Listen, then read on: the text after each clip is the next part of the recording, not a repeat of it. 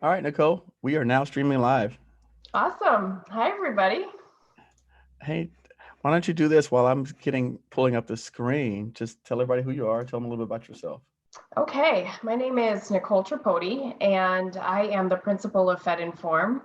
And over my 10-year career, I have coached small business executives to achieve and surpass their top line revenue growth goals in the federal market. And my client firms have won over $300 million in government contracts. And I've personally supported the pursuit and capture of major multiple award IDIQs and multi-million dollar contract set asides.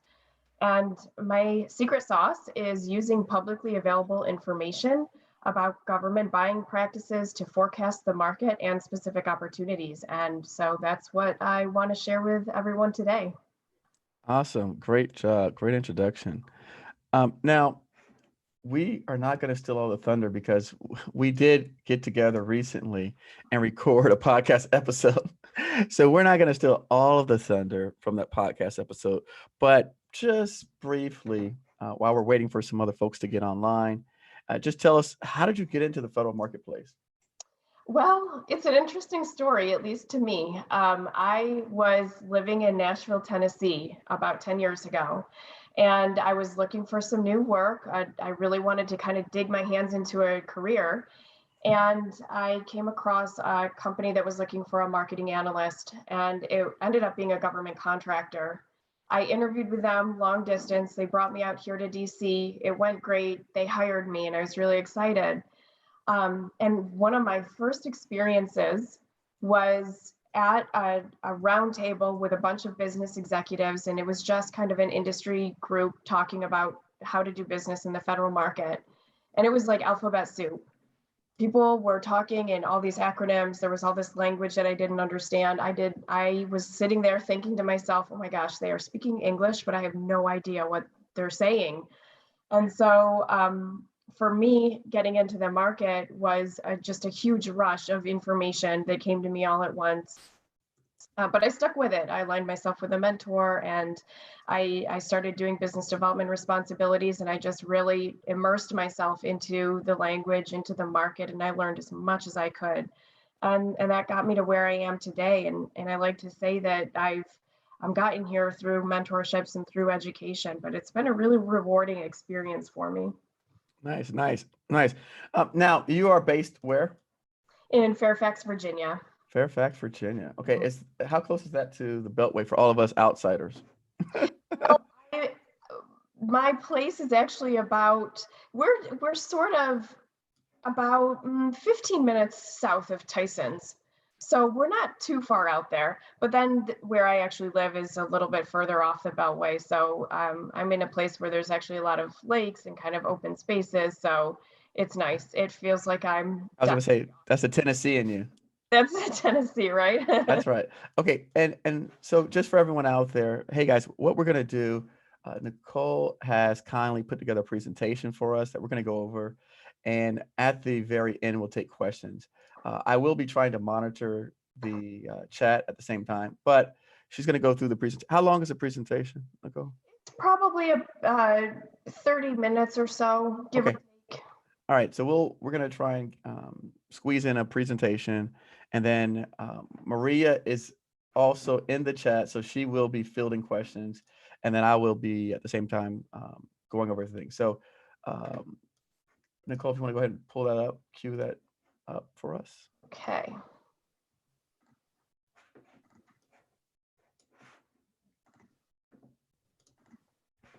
And how does that look? Looks great. Perfect. Okay. So thanks again for having me here today. I'm really excited to share with everybody some insights that I've gotten into the basically $3 billion market that has emerged in a little less than a month. And so what I want to share is, the secret sauce that I've developed for finding federal contracting opportunities, and especially as it pertains to the market that we're in now, which is this market that I'll generally call COVID-19. I'll dig in a little bit more. I've already given a brief introduction, but if you didn't hear that, my name is Nicole Tripodi, the principal of FedInform. I've coached over 50 small business executives to achieve and surpass their expectations for top line business growth. I basically am consulting and across the business development lifecycle in the federal market. So first and foremost, I just want to share the perfect summarization that I've seen so far about what government contractors can do in this environment. Joshua Frank is an award-winning business coach for government sales, and he puts it more directly than I might. He says that effective immediately, government contractors need to not only realign their revenue expectations for 2020, but modify and shift their operational and business development strategies. And I think this is so true. I think at this stage, we're halfway through, a little more than halfway through April, and I think that most government contractors have, shift their operational perspectives. So I really want to focus on the business development strategies right now, because this is the part that I think companies are looking for some direction. How do I do business in this market? How do I move forward? And what is the new market going to look like? So the way I want to start this conversation is to share that, if you're looking at the messaging in your email inbox, in news stories, on social media, and even on the previous slide, you might think that this image that's on your screen now is an accurate representation of what the market feels like. These are words that are in our inboxes. I basically put this word together because of all the information that I was receiving in inboxes, social media conversations, and etc. But if you get too caught up in this conversation, these words might make you think that the whole world is in quarantine, distance, remote, closed for business, and suspended. You might focus on the market turbulence and worry about the possibility of an economic recession. And this is where we want to gain some perspective right now. It's true that the world is changing, but the most responsive people are not allowing these words to become that reality. The people who allow these words to become their reality are the ones who won't succeed in the market that will emerge after COVID. So as we're talking today, I want you to consider that the market, the government specifically, is not in a shutdown. This is a different environment. It has emerged in a very short period of time. But despite what you might read or even experience firsthand, government buyers are working remotely and they are doing business. They are spending their mandatory and their discretionary funds to compete requirements, not only COVID requirements, but regular requirements that they have. How do we know that? Well, we can take a look at solicitation activity. Solicitation activity on beta.SAM.gov for 2020 is up now. The chart on your screen shows solicitation activity on beta.SAM.gov from January 1st to April 12th. And this, of course, is the government's primary source for issuing solicitation activity. And when I say solicitation activity, I specifically mean the notices that are categorized as sources sought notices, requests for information, combined synopsis and solicitations, and solicitations. So in this chart, you'll see these clusters of data, and those are just going to be the weekend dips that we typically see. But in April alone, in this research, I only did this up until April 12th. In April alone, the government has issued 7,812 solicitations. So during that same time frame in 2019, the government had issued 449 solicitation notices. So we've definitely seen a huge increase in the solicitation activity on beta.SAM.gov. So just a little more perspective on this. The government's traditional busiest month, of course, is in September. In September 2019, the solicitation activity totaled 3,135. So in April, 7,812, typically what we see in September, 3,135. So we're only 12 days into April, but we've already seen a 149% increase in acquisition activity in comparison to the government's traditional busy month. So this chart represents what I'm going to call COVID and non-COVID requirements. A couple of weeks ago, I spoke with Anna Ehrman, who works in the Office of Small and Disadvantaged Business Utilization at the Department of State. And her agency has specific individuals that are assigned to making purchases that are related to COVID. And she confirmed that other mission critical requirements exist. So for example, the contracting office, if they don't start preparing now for a construction project that it plans to start next year, then it will not be able to start that project next year. So there are many individuals within the agencies who are not just looking at what we need to do for COVID, but they're also still very concerned with making sure that the requirements that the government had before COVID continue to receive attention that they were going to receive even during the pandemic. Well, let me ask you something. Are they splitting up the work? What do you mean splitting up the work? Is the government, because again, they only have so many like contracting people. Are they like, how are they handling that? Or did they bring on new people, or is someone just assigned to PPE? How does that work? Every agency that I've heard about is doing it a little bit differently. Most of them have some kind of task force. So at the Department of State, there were a couple of key individuals whose priorities got completely shifted. They're only focusing on COVID requirements, and then the rest of the team is doing the regular stuff. Okay. Good question. So also when it comes to solicitation activity, I think there's this idea in the marketplace that that things might be slow. And so I just want to share another sort of piece of information. GovWin is a market research tool that tracks opportunities. They reported that only 54 procurements had been delayed due to the COVID environment. And of the opportunities that site tracks, 20 site visits or industry days were canceled. A lot others were moved to a web format. 21 solicitations were delayed, and 13 RFPs or awards were delayed.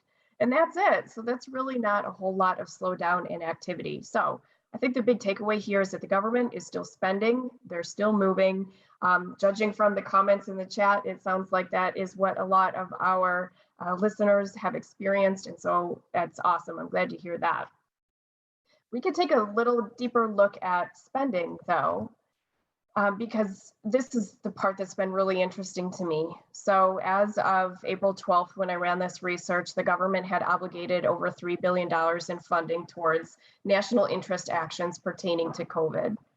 And I just ran this research again today out of curiosity. I didn't have time to update these slides, unfortunately, but as of today, the government has spent $6.4 billion in funding just for this COVID response stuff. So this information is coming from the FPDS, the Federal Procurement Data System. This is something that is available online. It's available to the public. Users can search for it anytime, so you're welcome to track this information too if you're interested. One thing to know about FPDS data is that if a contract pertains to national security, it may not be publicly available for up to 90 days. So for example, a lot of DoD, Department of Defense requirements may not be reflected in this chart. And so spending could very well be increased from what we're looking at today. So all of this information together says, the government is not faced with a shutdown. Money is definitely moving. And it's kind of interesting to see how this compares to regular spending. So because, COVID spending is high, but the government is spending a lot more on requirements that are not categorized as COVID-19 national interest actions. So the federal government obligated $588 billion in fiscal year 2019. That's about $1.6 billion per day. So the government spends money at a very high rate on a regular basis. But then for the period from March 13th through April 12th, COVID spending represents only 29% of government spend activity. So there's 2 points that I want to make here, that the contractors that are poised to modify and shift their business development strategies can win big in the new market that is being created by COVID-19 spending.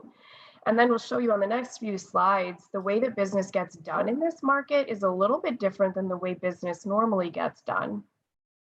So contractors, going back to my word cloud a little bit earlier, the contractors that believes that this market is in quarantine, distance, remote, closed for business, or suspended is going to miss out on a huge opportunity to compete not only in the COVID-19 market, but in the government's planned purchases and regular acquisition activity, which we've just confirmed is still very active. So for everybody, the market will look a little different when we emerge from the COVID situation. We're already starting to see some indications that we are starting to emerge, at least from a government spending point of view. We are starting to kind of reach whatever the market is going to look like after COVID. But let's start to turn this conversation a little bit towards how we can participate. Because yes, this is a new environment. We're going to do things a little bit differently, but we can rely on some steadfast frameworks to guide us. And this is really meaningful because although we may change the way that we do business, our core activity doesn't change.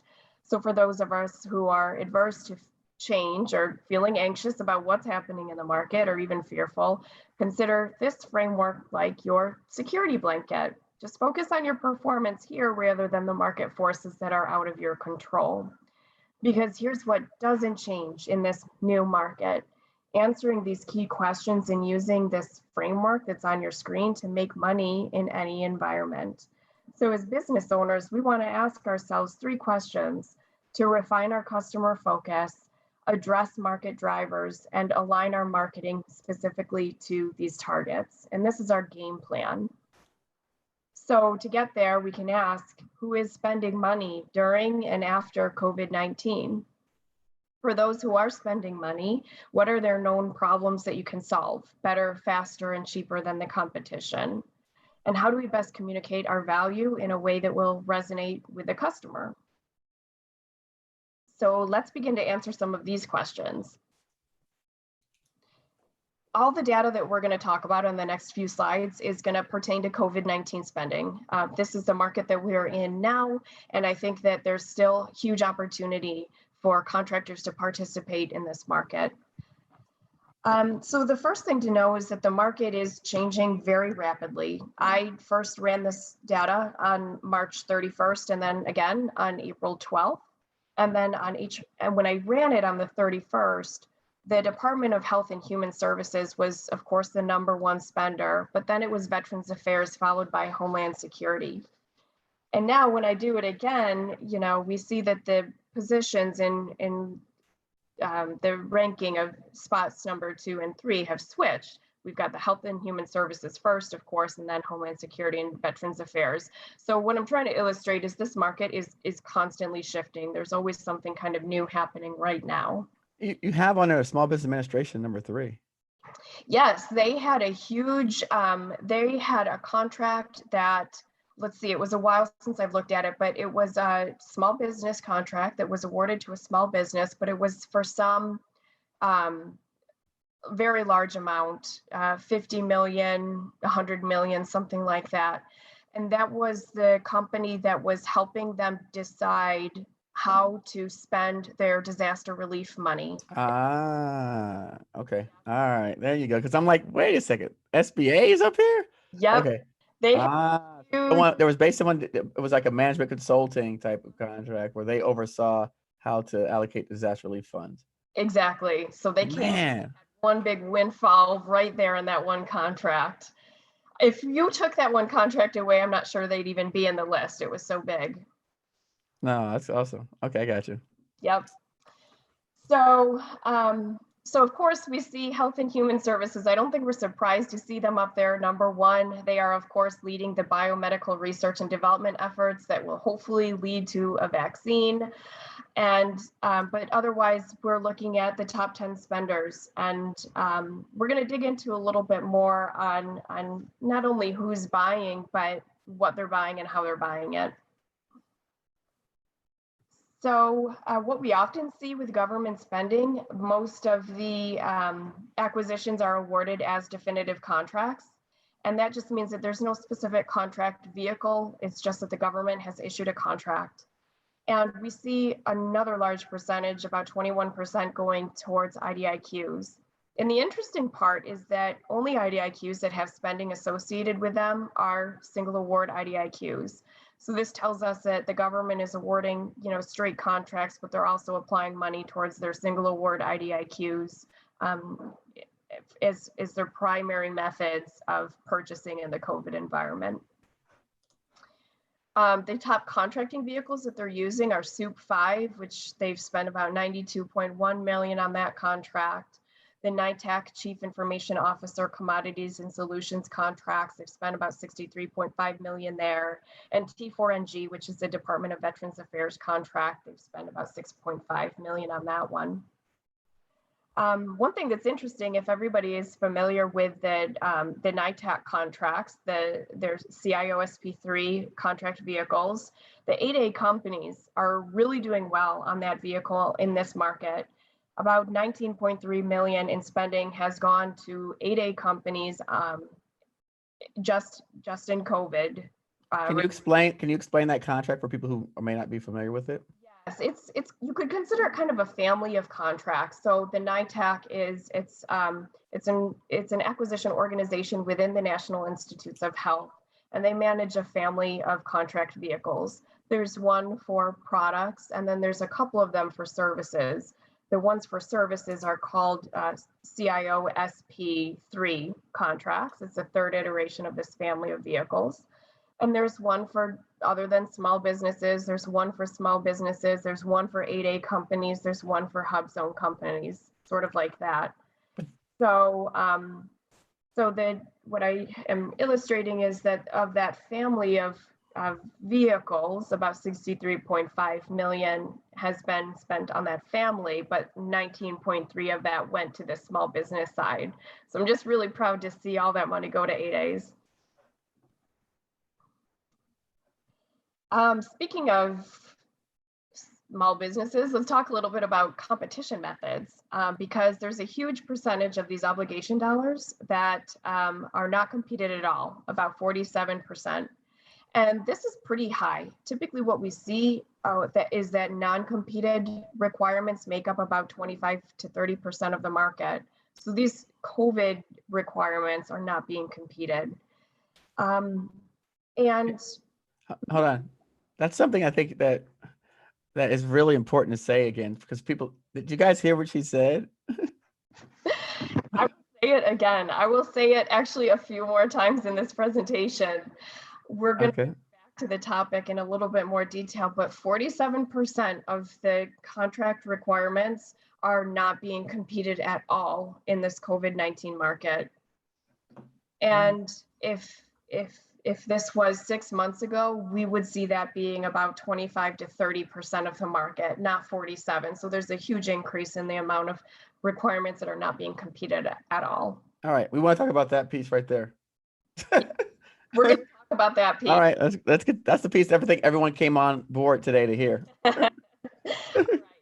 Let's see. Let me rush through a couple of more things, because we're going to come back to this. I'm going to tie it all together with a pretty bow.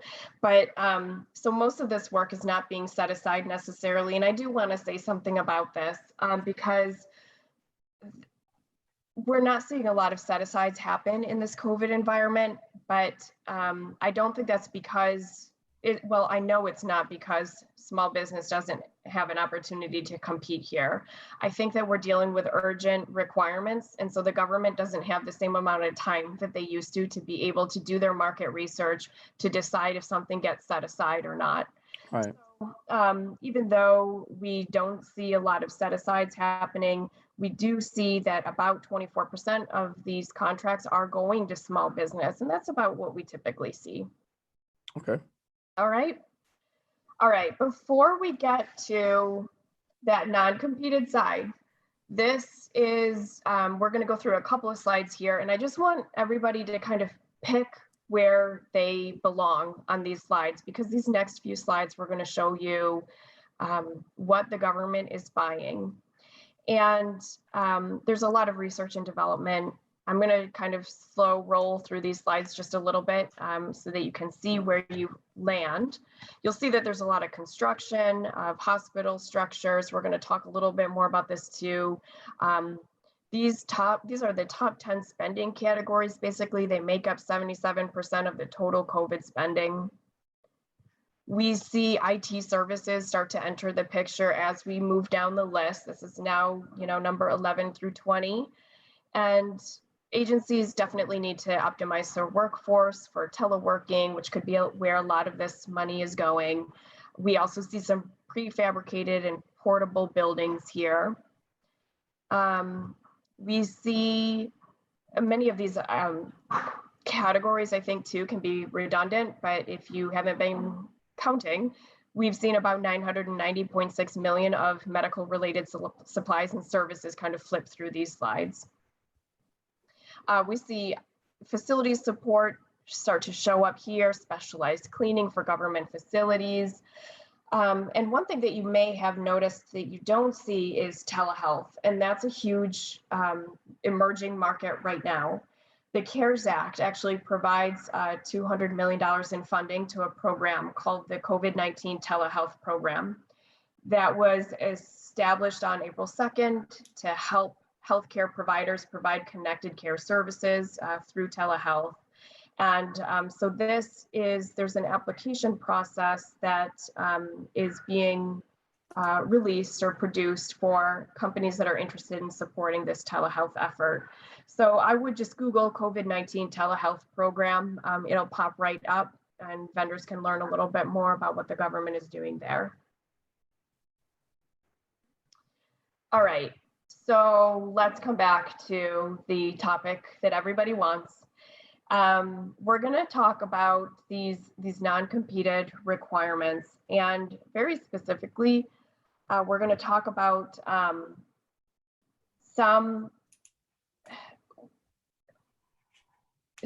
we'll start with some of the procedures. This gets a little bit technical, and it's probably one of the more boring pieces of information, but there's a class deviation, which is basically a rule that the agencies, this one in particular is for Department of Defense. This is a policy that the agencies can rely on during emergency situations. So of course, the President made an emergency determination on March 13th under the Robert T. Stafford Disaster Relief and Emergency Assistance Act, calling COVID-19 a emergency. And so this allowed agencies to pull out their special rules for making purchases in a disaster environment.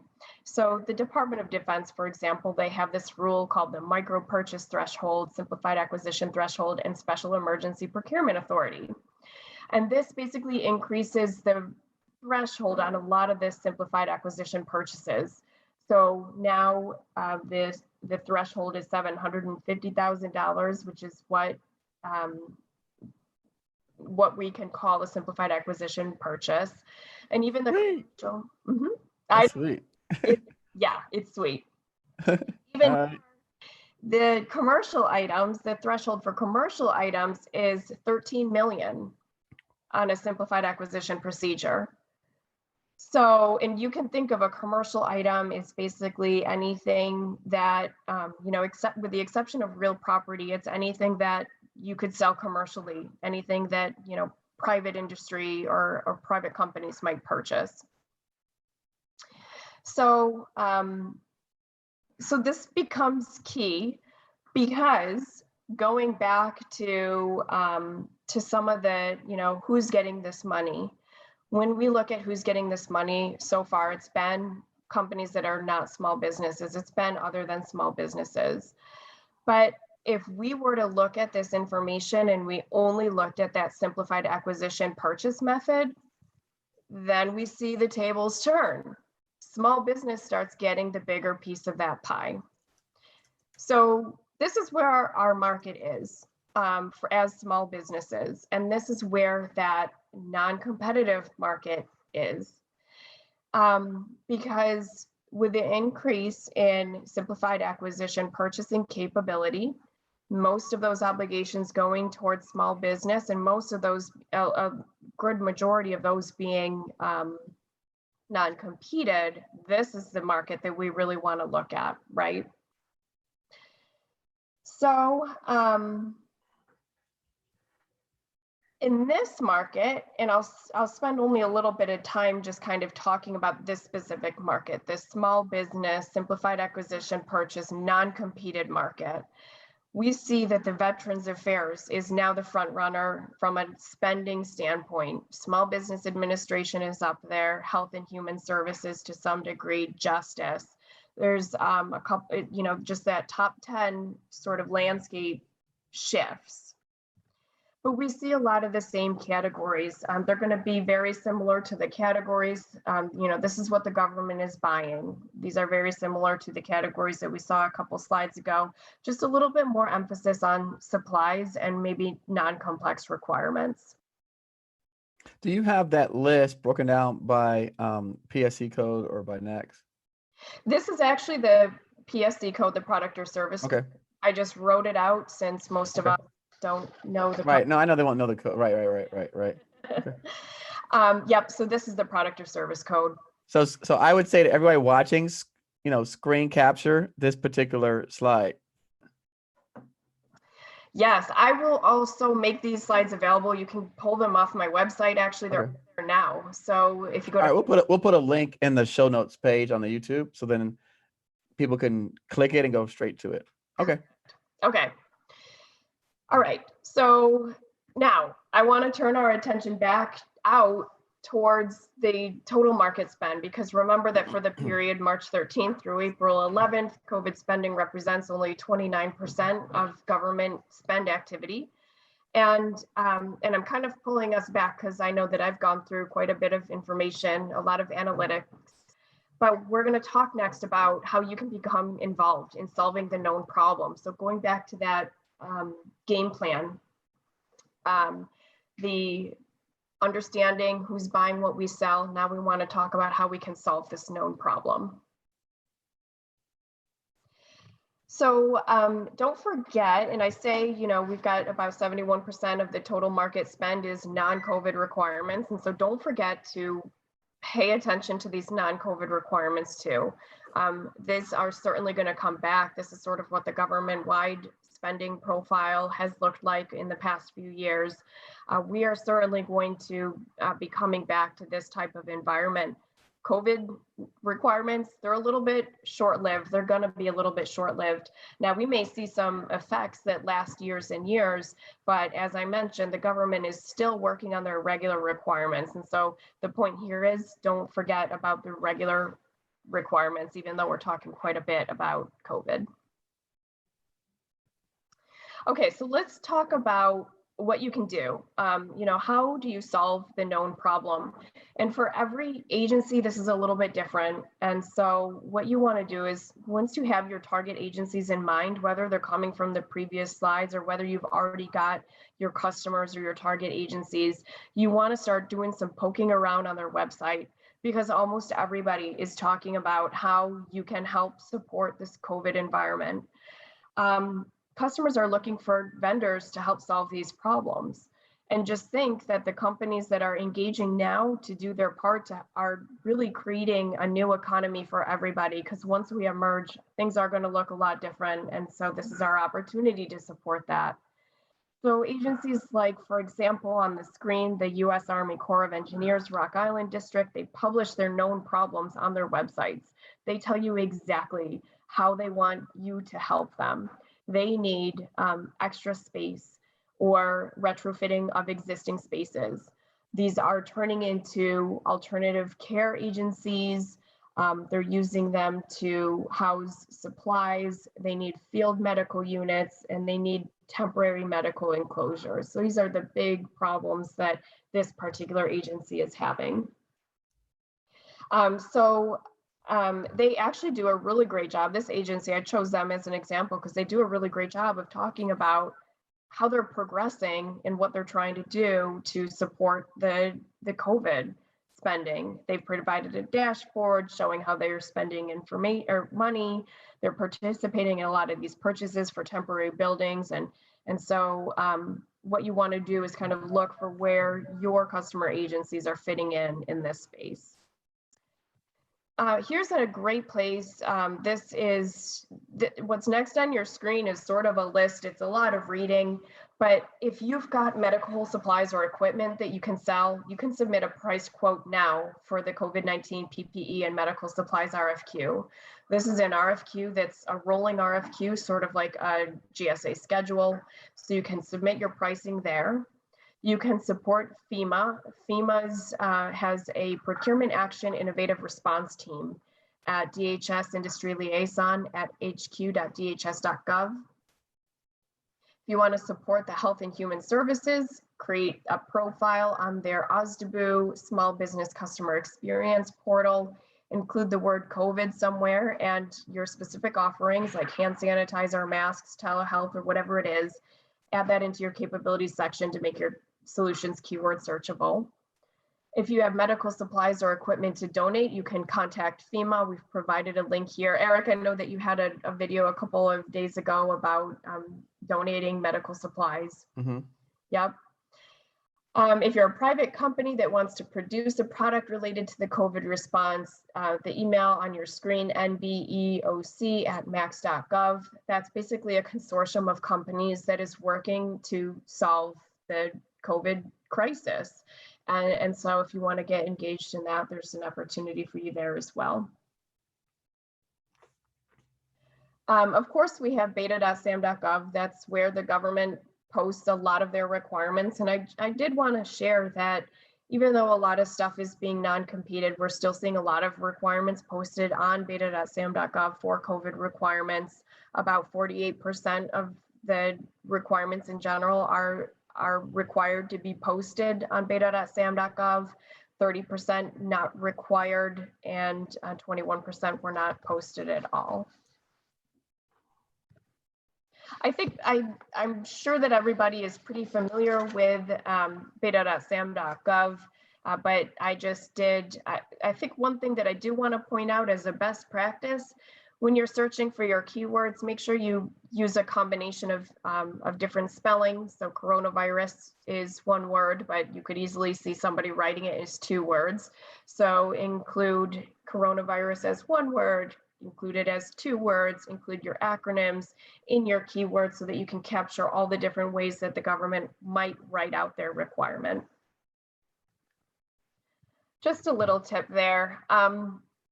So turn to LinkedIn. I'm starting to see just a lot of activity and a lot of connections happening on LinkedIn. So you'll recall one of my former slides says that 21% of the requirements were not posted on beta.sam.gov. The vendors who won these contracts, and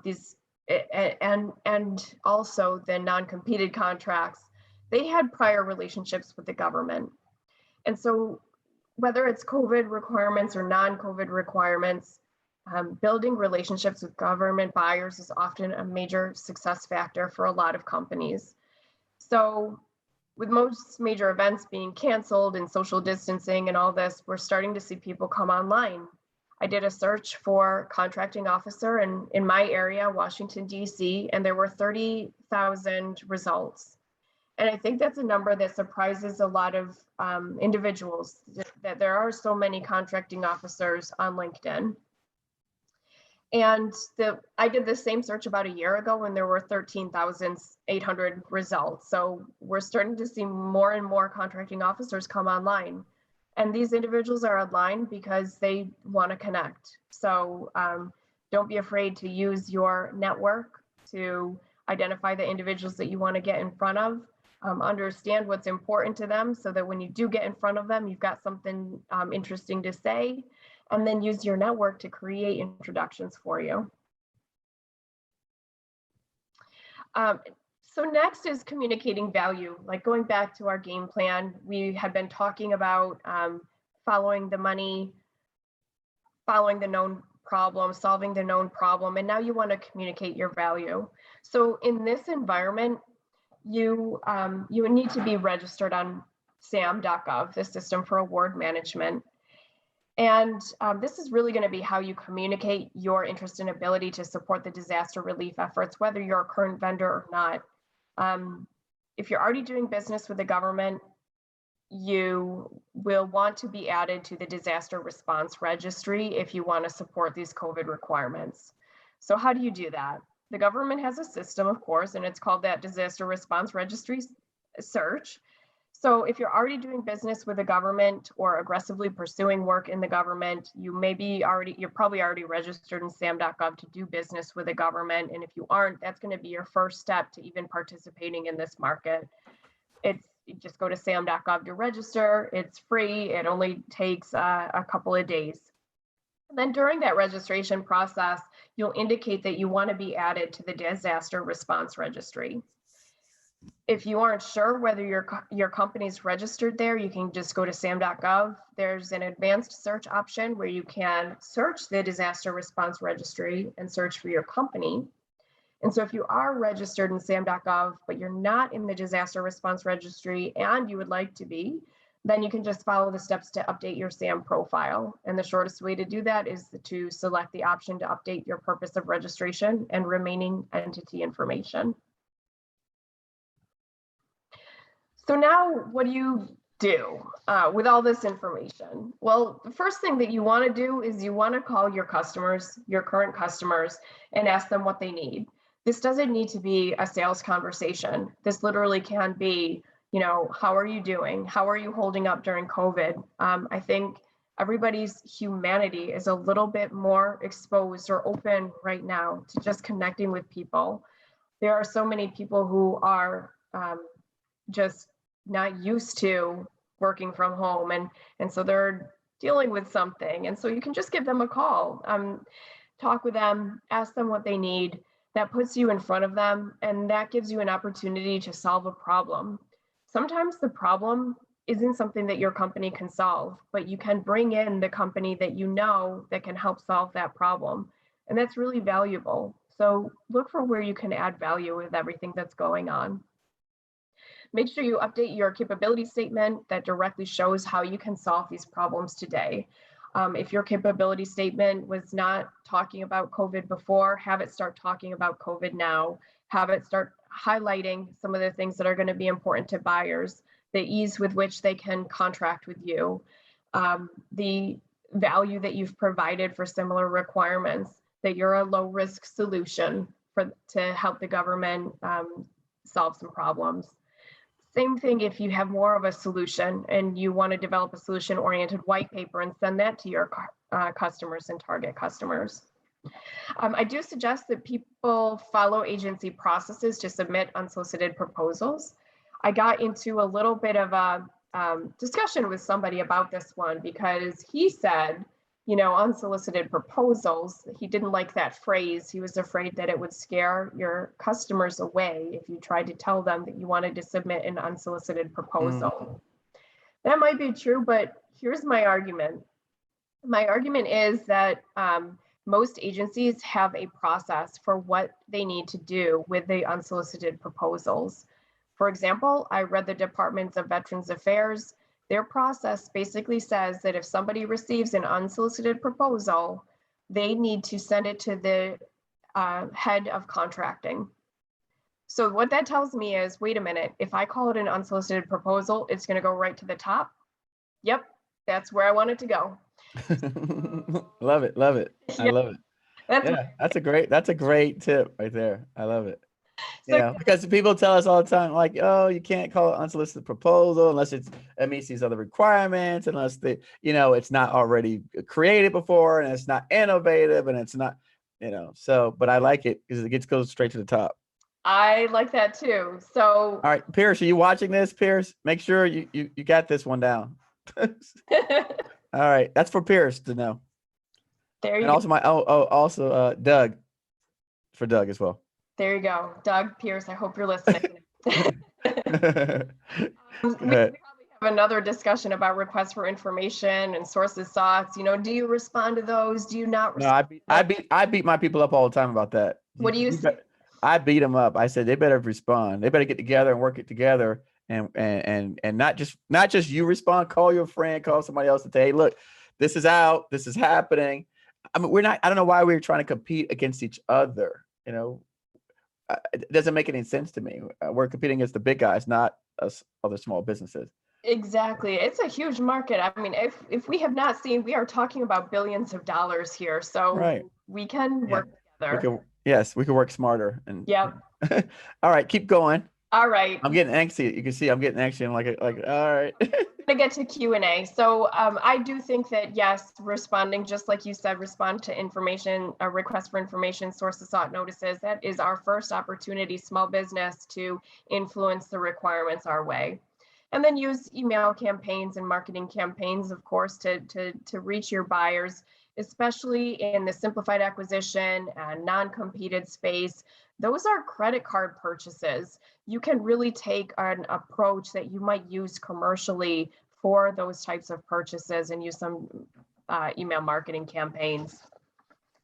All right, I've got a couple of things. Oh, last thing that I'll say is this is where I will turn it over to Q&A. So these reliable frameworks that you can apply to the existing problem, the problem of how to deal with COVID, how to operate in this new economy.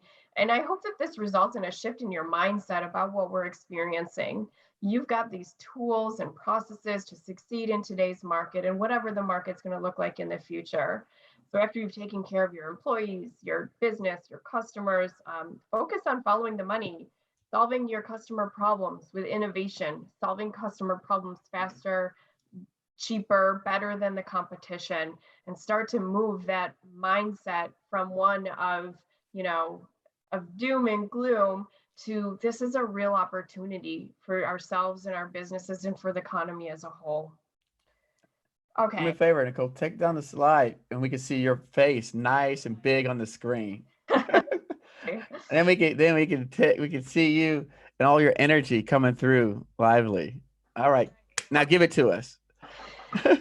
What questions does everybody have? Because I know there's usually a lot of questions. There's probably some that I can anticipate. Okay.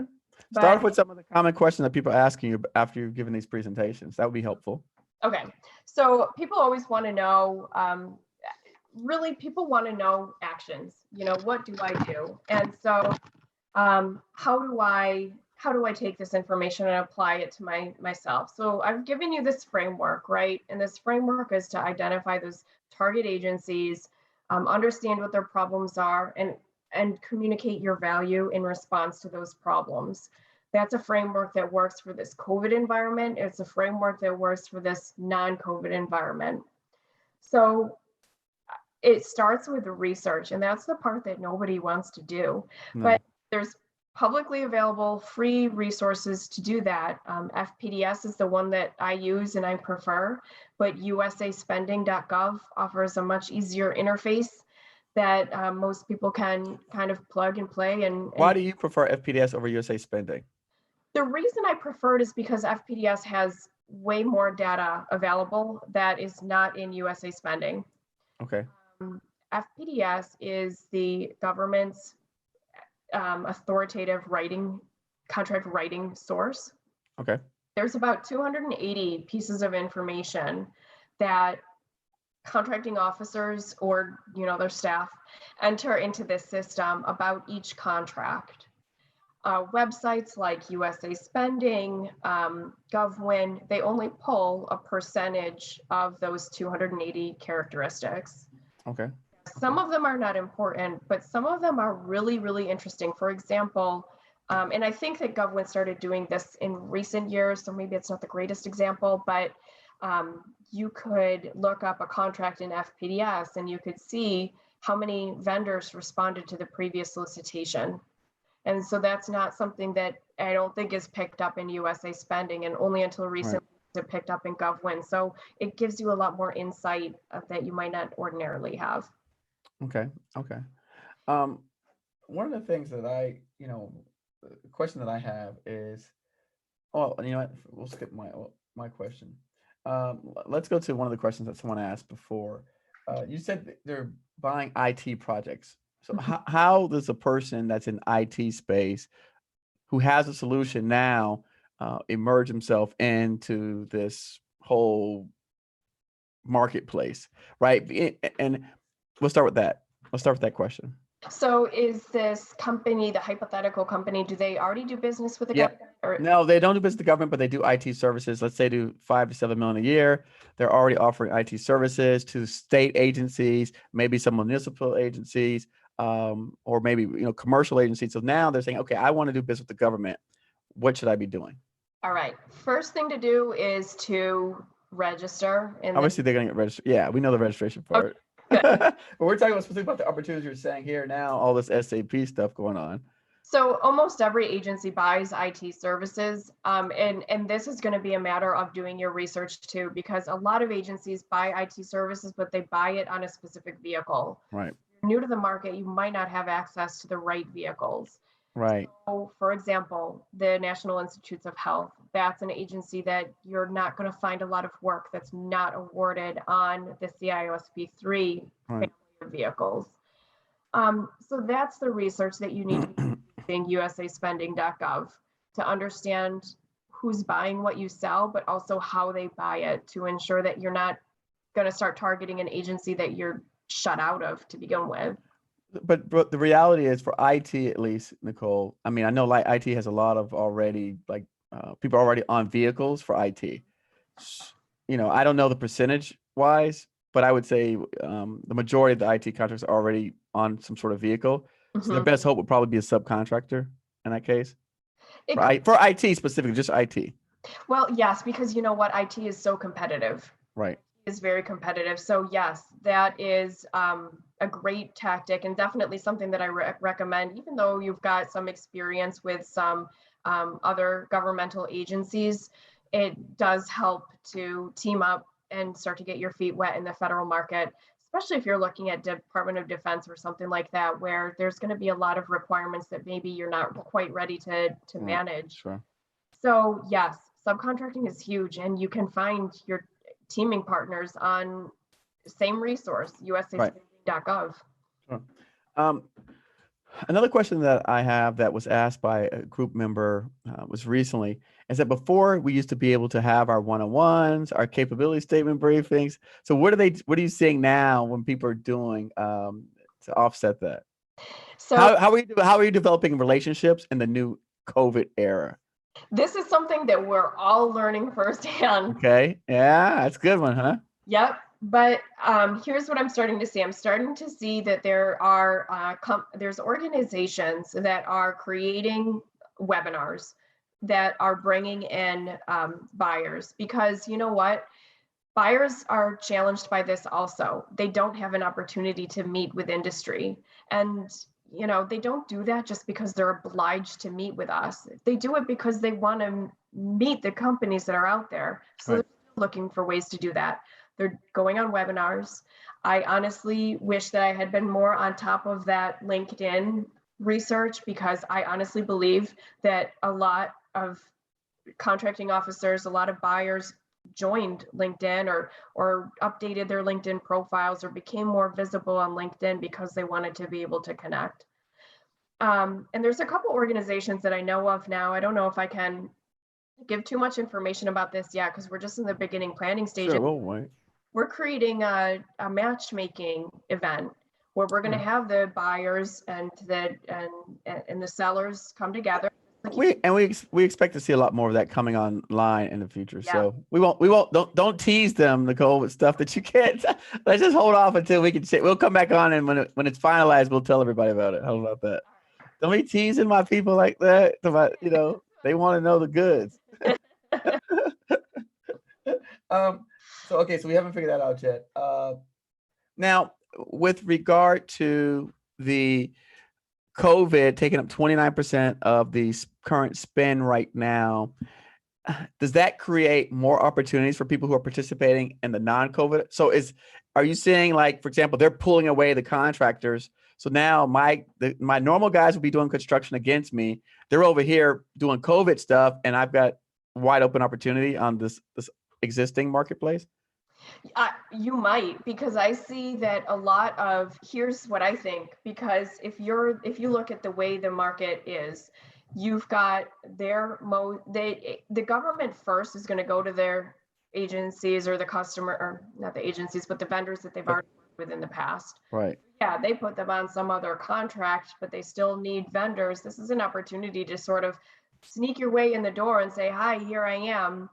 So that whether it's COVID, whether it's non-COVID, you do have that opening to introduce yourself and to make yourself known. I will say this. I agree with you because I've been trying for a year and a half to get with the Army Corps of Engineers, and I emailed them right when this COVID happened, and I said, hey, I said, remember me? We met, blah, blah, blah. I said, we're still open for business if you need anything. Same thing with the Coast Guard up in New England. And we picked up a cleaning contract with the Coast Guard. It wasn't a lot of money, but we finally got into that agency after a year and a half of trying. And the same thing with the Corps of Engineers. I mean, we finally gave us a chance, right?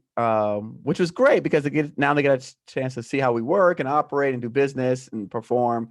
Even if it was something very small in nature, we did respond and we did show up. That's awesome. And congratulations. And I think that what we're seeing is people being more receptive to messages. I'm getting more messages than ever. Part of what my team does is we email contracting officers to get a status update on procurements. And I have seen such a huge uptick in contracting officers that respond to those emails. They don't always respond to those emails, but lately they have. I think they've got a little bit more time to engage. They're not in so many meetings, right? And nobody's in the office having all these meetings all the time. So, okay. 2 hours to get to work. So, yeah, I think they're more responsive, and it takes a lot of touch points to reach our customers. So it's that persistency that as soon as they have that need, that's going to make them, say yes to that message. So kudos to you for keeping with it, because it takes tenacity sometimes. No, I went well again, and listen, everyone was very polite, and we've always had a kind of an open dialogue, and we maintain open doors communication. But when this whole thing broke out, I just went down my list and I was like, hey, we're still here. If you need anything, how's it going? Stay safe. We're still open for business. Boom, boom, boom, boom, boom. Shot of my Cape statement. And I think out of like 10 people, 5 or 6 responded, thank you. And then 2 gave us opportunities to bid and do projects. And those are huge results. And I think the other thing that happened, I mean, they just said thank you, just like thanks for even letting us know, right? Like you said, they don't even respond, and all the times they would not even send your email back. Well, it's pretty impressive. You should frame those. Thanks. I'm gonna see if I pull them up. But the other part of it too is that you were really responsive. While everybody else is kind of sitting on their thumbs waiting for, what's going to happen? What do I do? You jumped in there and went for it. And that's the other thing that we have to do as business owners, is be ready to jump on that next opportunity, however it shows up. No, that's wonderful. Someone asked, okay.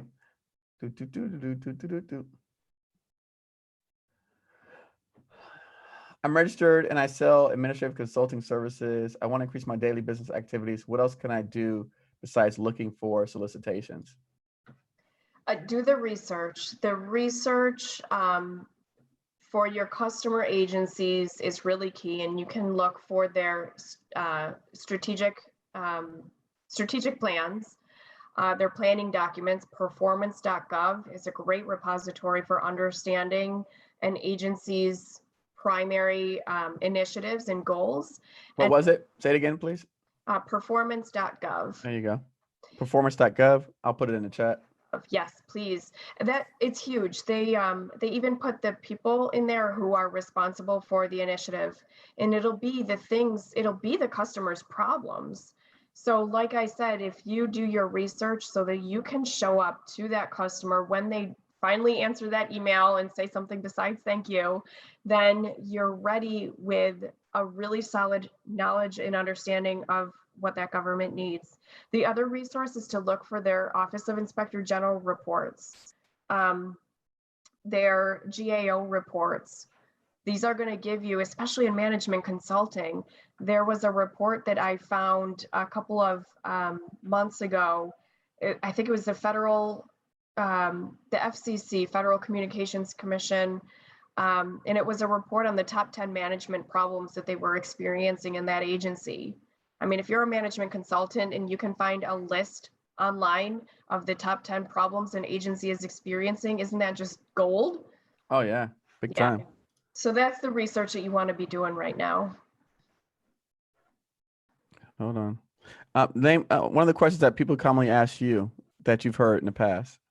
Sometimes they ask what's going to happen next. And of course, I don't have a crystal ball, but I do think that we have seen so much activity happen with COVID, and we're about to enter the this flurry of spending that happens typically at the end of the government's fiscal year.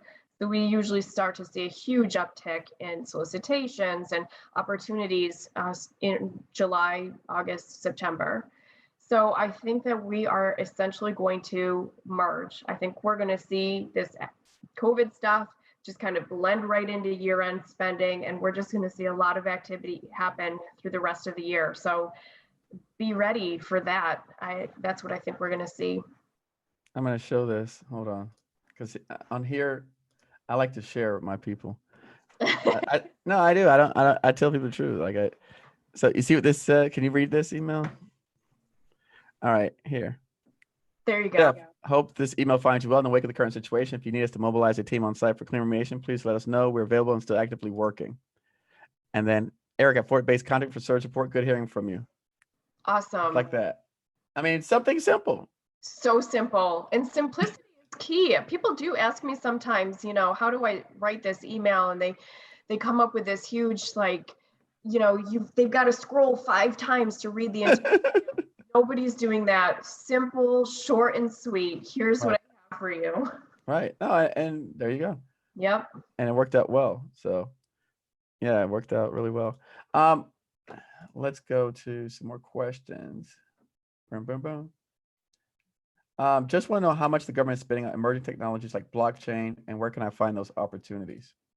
So for blockchains and those really innovative requirements, the government, yes, is spending money. A lot of that is happening through SBIRs, and those are research and development contracts. You'll commonly see them with the Department of Defense, and also consortiums. There's a lot of consortiums in our industry that will provide consolidated support to the government for some of these really innovative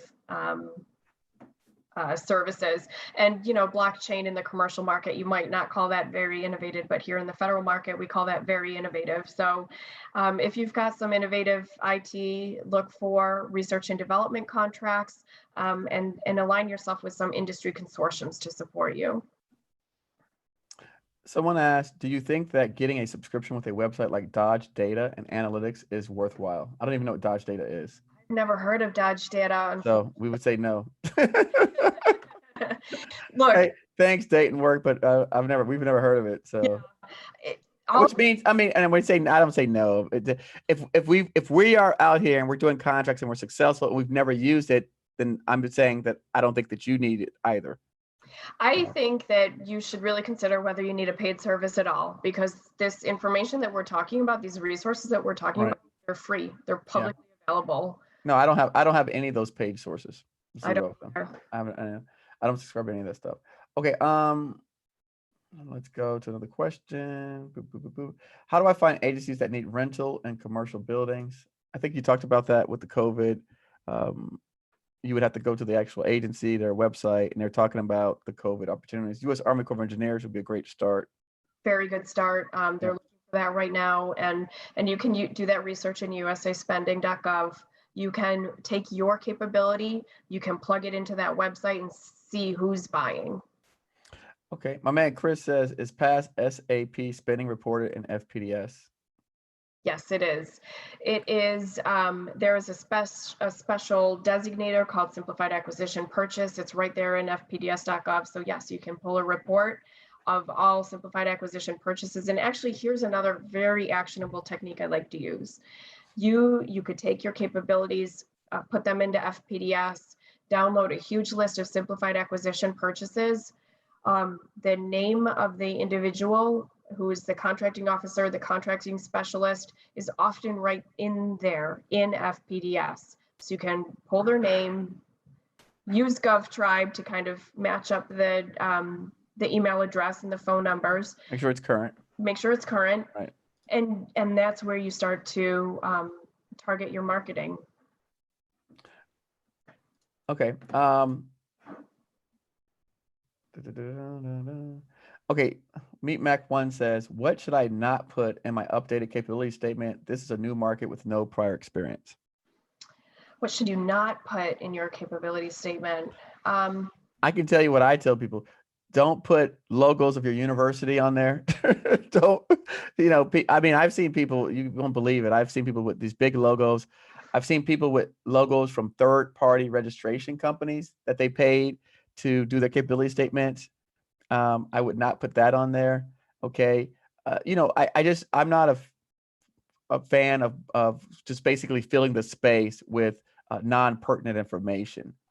So that's just kind of my some of the things that come to me, right, that I've seen people do constantly is they'll pay somebody to do it similar to like a website, right? And then they put their logo on your capability statement. That's, to me, is a big no-no because it has no value to what you're trying to do. There's no entity, regardless if it's MBDA or National Small Business, that doesn't add any value to your capability statement at all. I mean, anybody can sign up and be a member of any of those organizations. So I would not put those things on there. It's go ahead. confusing. Okay. Your customer's reading it and they're like, well, whose logo is this? Right. Yeah. I guess it's hard to answer with a don't, but I'll answer with a do, because I think one really powerful thing that you can do for your capability statement is include some kind of case study on there. Even if you haven't done work in the federal market, if you've done state, local, even commercial work, and you have a really great story to tell about how you've made a difference for an agency or organization, put that in your capability statement. It's really compelling. Douglas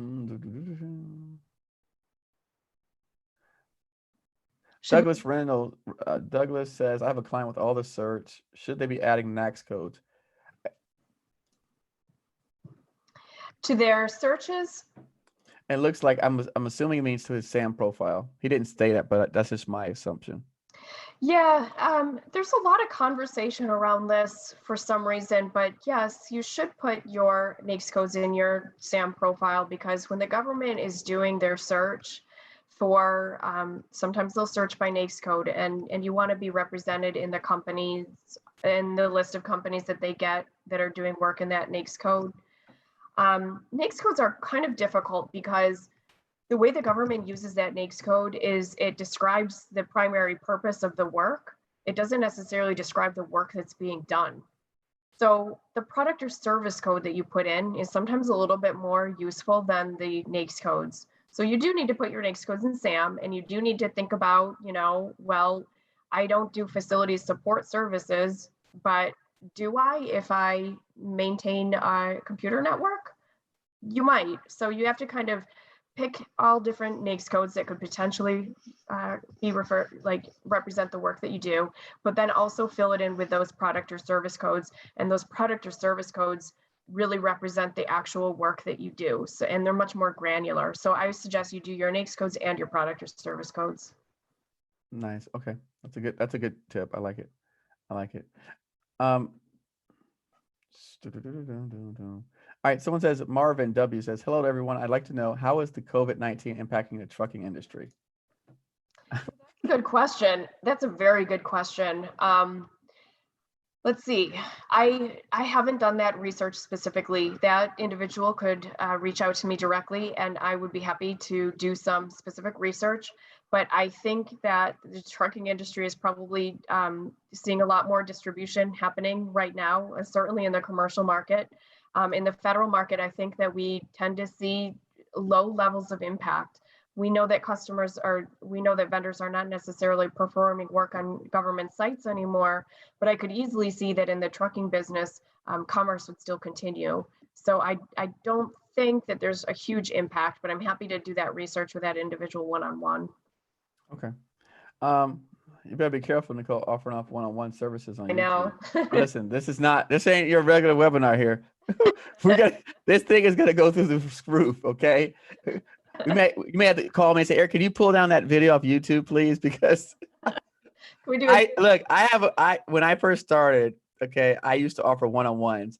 Mm-hmm. People still to this day ask for one-on-ones, right?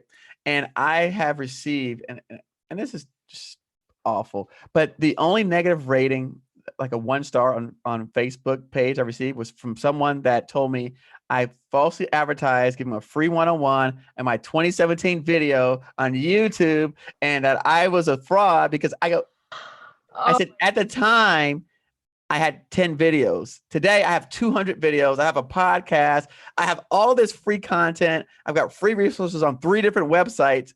You don't need a one-on-one. My content is way beyond what it was back in 2017, right? God. So, fast forward 3 years later, I've had so many hours, hundreds of hours, thousands of hours of content. I have an 18-day free course that has 30 something videos alone. That's 100 hours. So yeah, but we'll see.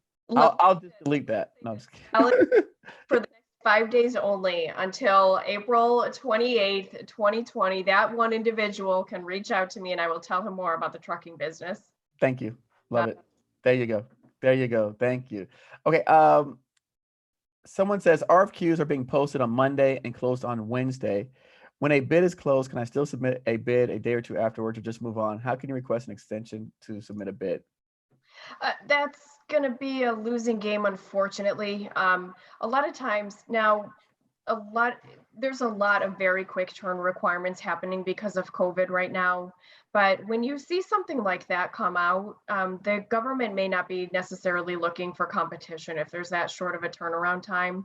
But what you can do is email the contracting officer and ask if they'll accept a late response. For an RFP, they probably won't, but for an RFI, they might. So, so don't be afraid to ask if they'll accept a late response. But for bids and RFPs and solicitations that are formal like that, don't expect to have that opportunity. I will say this. I know Maria has had success when we saw it approaching the deadline, asking for an extension, and we've had success of getting it extended. I've also had success as well, where I actually spoke to the person and they voluntarily extended it for me because we told them that we would respond.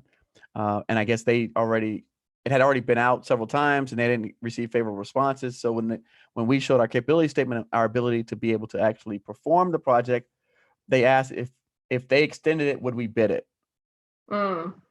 Which was really interesting dynamic because we didn't even ask for an extension. They asked us if they gave us more time, would we be able to bid the project? Right. And so we did.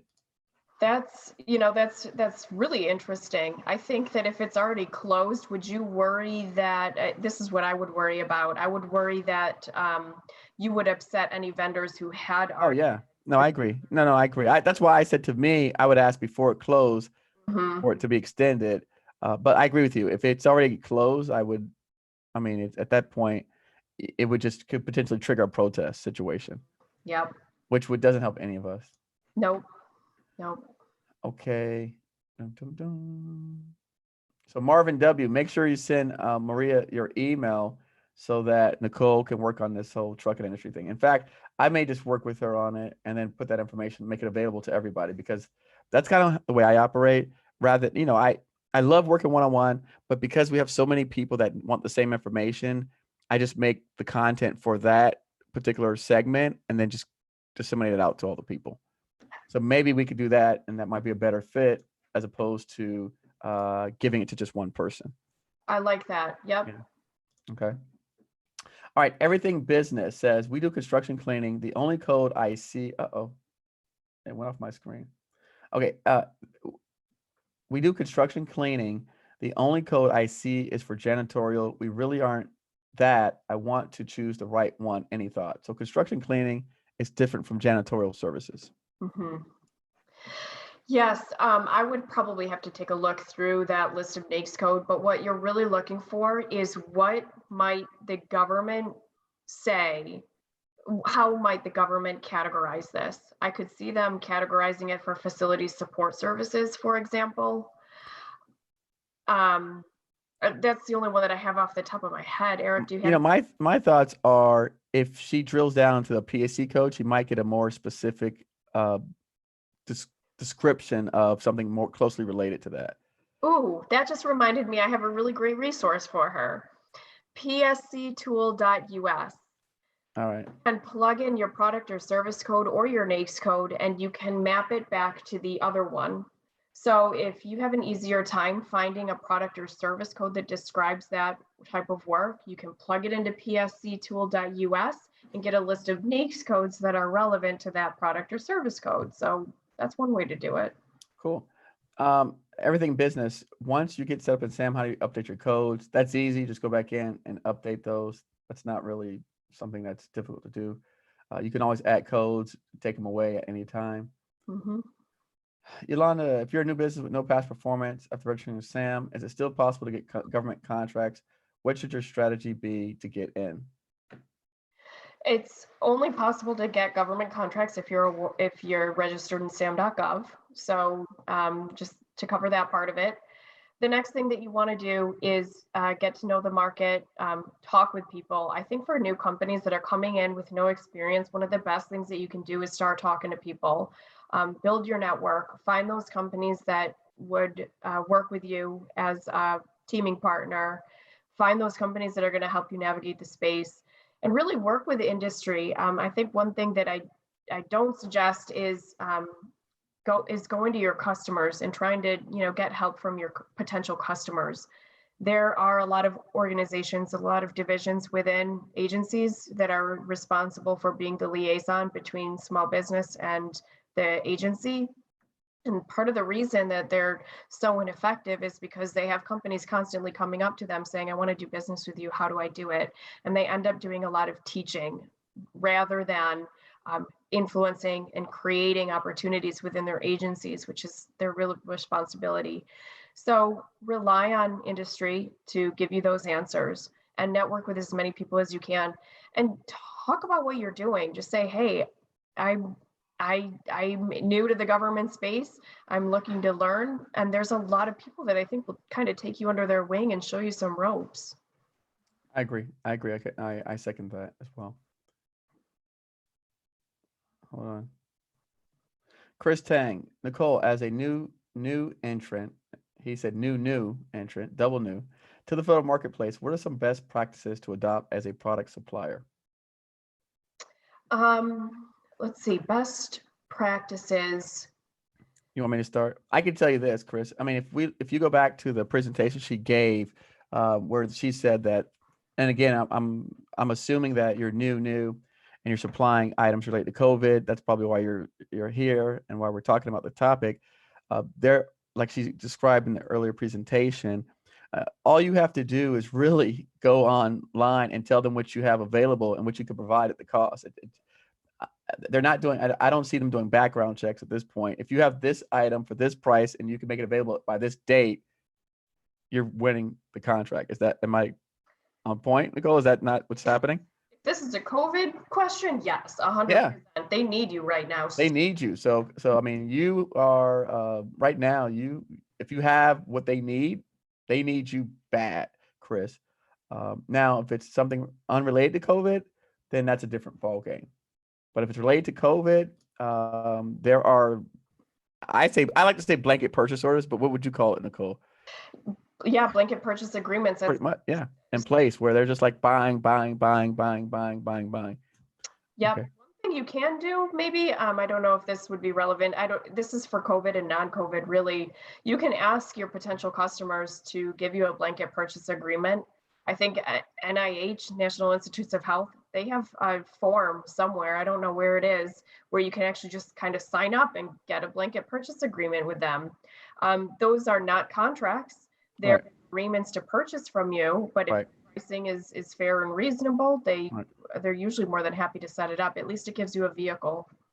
Let me ask you something. One of the things that I've seen in the last 4 weeks of doing this is there is a varying degree of payment terms, right?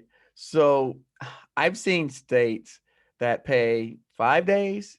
I've seen states pay 30 days. I've seen states ask for arrears. And again, I normally don't talk about state contracts, but again, because of COVID, it's so wild west now.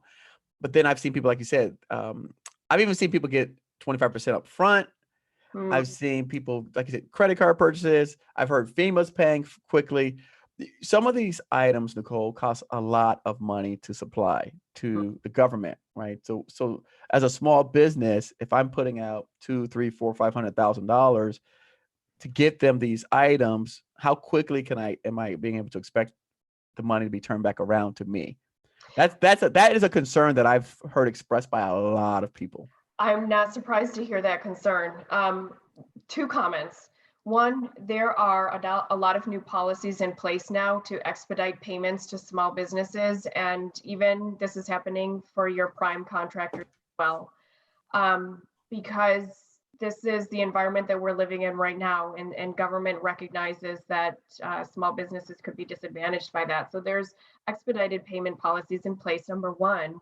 Number two, this is a seller's market right now for sure if you're selling COVID supplies. So negotiate those terms up front with your customer. You're still engaging in a contract with the government, and who knows, maybe they will provide you some favorable terms to give you some money up front to help set the cost and everything like that. So negotiate that with your buyer. Nice. I like that. That's a good tip.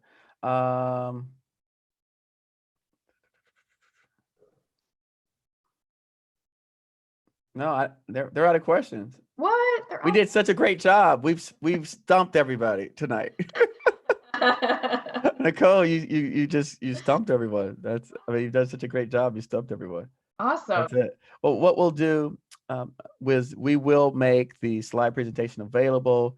Nicole will create a link, and I will drop that link into the show notes page, and we will make all of that information available to everyone after this is published on YouTube. So again, Nicole, thank you so much for coming on today and sharing your words of wisdom. Leave us with some final parting words. Just go kill it out there. This is such a great market. There's a real opportunity for everybody. And so just go out there and knock it out of the park. I love it. And by the way, Nicole and I sat down a few weeks ago to record an episode for the podcast. And she reached out to me and asked if she could come on today and share this. She had such a great turnout when she did on a webinar recently that she wanted to come on our platform and share it. And so we appreciate her for doing that. We thank her. I've actually been supporting her and actually encouraged her to do her own podcast. I know of her success. And, I really do. I think that she's going to bring a different perspective to the market, to the industry. And so we definitely want to support her. And I would be glad to push her show once it gets up and going and live, whether it's on YouTube, whether it's on my podcast or any other platforms that we have. So definitely you're going to be hearing a lot more from Nicole coming up in the near future. And I'm putting her on blast now, right? And making her have to commit to doing these things at the same time. So I've got, that sounded like an invitation to return. Yeah, yes. On video, and I will be coming back for sure. Love it, love it. Listen, thank you so much, Nicole. I appreciate it. Thank you, Eric. I'm going to stay on just a little bit while I talk to the people, but and then we'll catch up in a little bit, okay? Okay, sounds all right. Thanks. Talk to you soon. All right. See you. Bye now.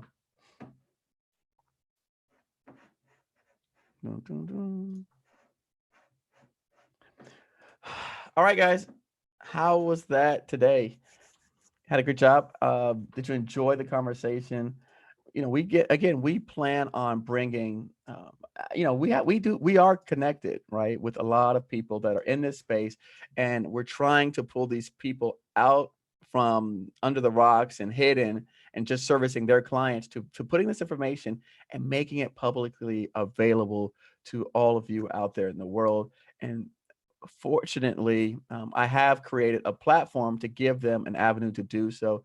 So if there's someone else out there that you think or that you know of that has this level of experience in the government marketplace that you think would be able to benefit our audience, definitely reach out to them, tell them about the platform, tell them what we do, and then we connect them with myself or Maria, and we would love to have them on the show because, again, my thing is give first, give. And I'm constantly preaching that. I practice it because, listen, there's enough of this to go around, and you guys already know that. And we talk about this. We're not in competition with each other, and it doesn't make any sense. We are, again, in competition with the big guys. And we're really not in competition with them because we don't have the ability to do an $8 billion project. So again, let's focus on the activities, the stuff that we can handle. I mean, they just pushed SAP, she said, for commercial items to $13 million. $13 million. I think that's more than enough for any one of us out there in terms of contracts. $13 million. If and again, and I don't know who's been following me from the beginning, but I made a pledge, and we'll pull this up, and it's called my 2020 challenge, and it was to help 200 companies get to 5 million by the year of 2020. So now we're in 2020, and looks like we're going to be approaching that 200 company mark, achieving $5 million in sales. And I had no idea with that pandemic or epidemic would come together to help fuel that. So again, we're going to have all of her information, all the notes, everything that we talked about. We'll have the slides.